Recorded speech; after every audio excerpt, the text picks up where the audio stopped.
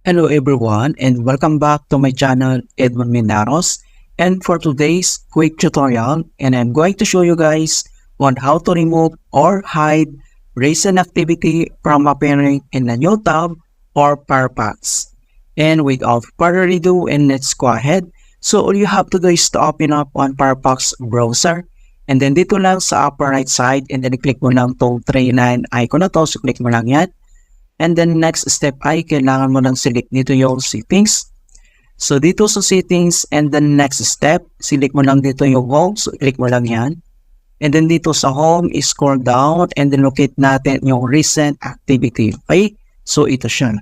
So kung paano ba natin i-remove ang recent activity, so i-check mo lang itong box and then mag-aabot po mga kaibigan as selections of recent sites and content. Okay?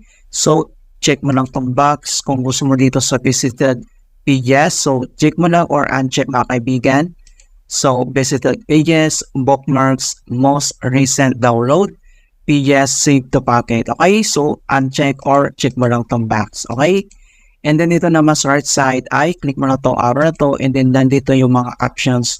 So, 1 row, 2 rows, 3 rows, or 4 rows. So, select ka lang dito. Okay? So, ganoon lang po kasimple on how to remove recent activity in Mozilla Firefox web browser. And please don't forget to like this video, subscribe to my channel for more quality content. Thank you guys and see you in my next tutorial.